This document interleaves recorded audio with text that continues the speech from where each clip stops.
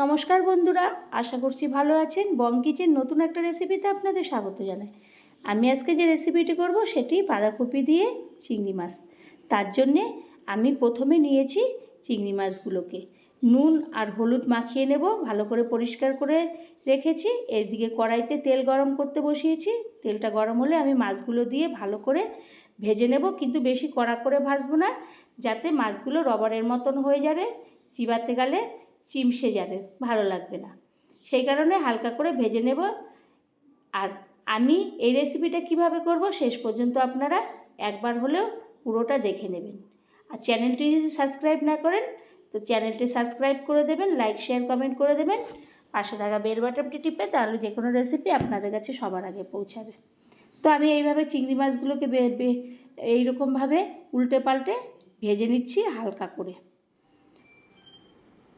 তো আমার মাছগুলো মোটামুটি ভাজা হয়ে যাচ্ছে। আমি এপিট উপিট করে ভালো করে ভেজে নিচ্ছি আগে।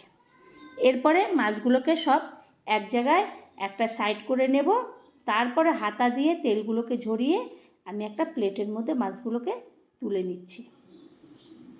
মাছগুলো তোলা হয়ে গেলে আমি ওই তেলের মধ্যে আলু রেখেছিলাম, সেই আলুগুলোকে আর এদিকে বাঁধাকপিটাকে ভালো করে আমি কেটে সুন্দর করে ঝিরিঝিরি করে নিয়েছি। আর নিয়েছি কাঁচা পাকা লঙ্কা মিলিয়ে আর টমেটোটা, ওটা একদিকে কেটে রেখেছি।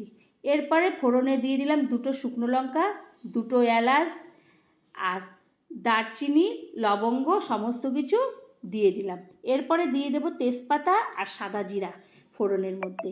সমস্ত ফোড়নগুলো দিয়ে ভালো করে যখন একটা ভাজা ভাজা গন্ধ এসে যাবে, তখন আমি ওর মধ্যে আগের থেকে আলুগুলোকে, একটা আলুকে দুফালি করেছি, ডুমু ডুমু করে কেটে নিয়েছি, তাতে খেতেও ভালো লাগবে, কারণ বাঁধাকপিটা একদম ঝিরিঝিরি করে কেটে নিয়েছি।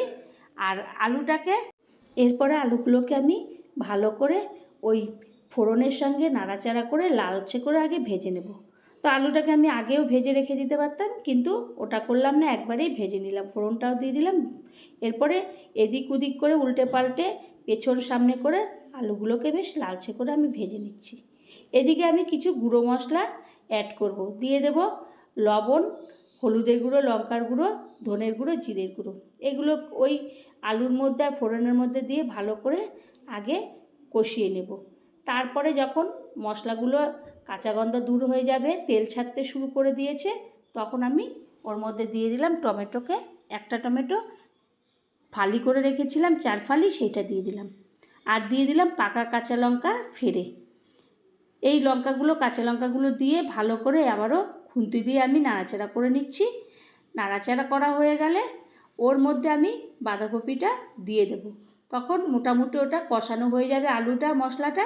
বাঁধাকপিটা আমি দিয়ে দিলাম, দিয়ে এবার খুন্তি দিয়ে ভালো করে বাঁধাকপিটাকে আমি নাড়াচাড়া করে নিচ্ছি, ভালো করে কষিয়ে নিচ্ছি। তো এই বাঁধাকপিটা আপনারা ভাত, রুটি, পরোটা যে কোনো কিছু খাবারের সঙ্গেই অনায়াসে খেয়ে নিতে পারবেন। তো বাঁধাকপিটা এইভাবে আমি ভালো করে কষিয়ে নিচ্ছি। এরপরে ভালো করে যখন মজে যাবে, দেখব কষাতে কষাতে যখন আস্তে আস্তে একটু একটু জল ছাড়তে শুরু করবে, তখন ভাববো যে মজে গেছে। আমি তখন সমস্তগুলো এক জায়গায় করে নিয়ে নেব। এরপর একটা থালা দিয়ে ঢেকে দেব।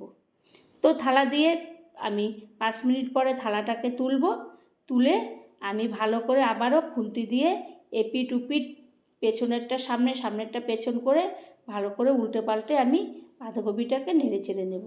এরপরে দেখব যে আলুগুলো সিদ্ধ হলো না। তো ওই বাঁধাকপির জলেই আলুগুলো সিদ্ধ হয়ে যাবে। এরপরে দিয়ে দেব আমি একটু চিনি। চিনিটা দিলে খেতে একটু মিষ্টি মিষ্টি লাগবে, আর খাড় খাড় ভাবটা বাঁধাকপির মধ্যে সেইটা চলে যাবে। তো চিনি দেওয়ার পর আবারও বাঁধাকপিটাকে ভালো করে আমি নাড়াচাড়া করে নিচ্ছি। নিয়ে সমস্তগুলো এক জায়গায় করে, আর গ্যাসটা তখন বাড়িয়ে বেশ শুকনো শুকনো করে নেব। আর আলুটাও দেখব সিদ্ধ হয়ে গেছে। আরও তারপরে আরও একটু নাড়াচাড়া করতে করতে ভাপে ভাপে সমস্ত সিদ্ধ হয়ে যাবে। এরপরে আমি ভালো করে নেড়ে চেড়ে এইভাবে নিচ্ছি। তখন এক জায়গায় আমি করে দিলাম। এরপরে আমি চিংড়ি মাছটাকে দিয়ে দিলাম। এই চিংড়ি মাছটাকে দিয়ে ভালো করে বাঁধাকপিগুলোর সঙ্গে মাখিয়ে একদম সমস্তগুলো একসঙ্গে মিশিয়ে দিলাম। এরপরে দিয়ে দিলাম একটু গুঁড়ো গরম মশলা, আগে তো ফোড়নে গরম মশলা দিয়েছিলাম গোটা, আর দিয়ে দিলাম একটু ঘি। সমস্তগুলোকে দিয়ে একসঙ্গে ভালো করে নাড়াচাড়া করে আমি গ্যাসটাকে তখন একদম অফ করে দেব, কারণ তাহলে গন্ধটা উবে যাবে। এরপরে আমি একটা প্লেটের মধ্যে এই বাঁধাকপি চিংড়ি তুলে নেব। তো বন্ধুরা, আমি এই বাঁধাকপিটা কিভাবে করলাম আপনারা একবার হলেও বাড়িতে এরকমভাবে করবেন। আর যদি আমার এই রান্নাটা ভালো লেগে থাকে তাহলে আপনারা লাইক শেয়ার কমেন্ট করবেন। আবারও কোনো রেসিপিতে দেখা হবে, ততক্ষণের জন্য ধন্যবাদ।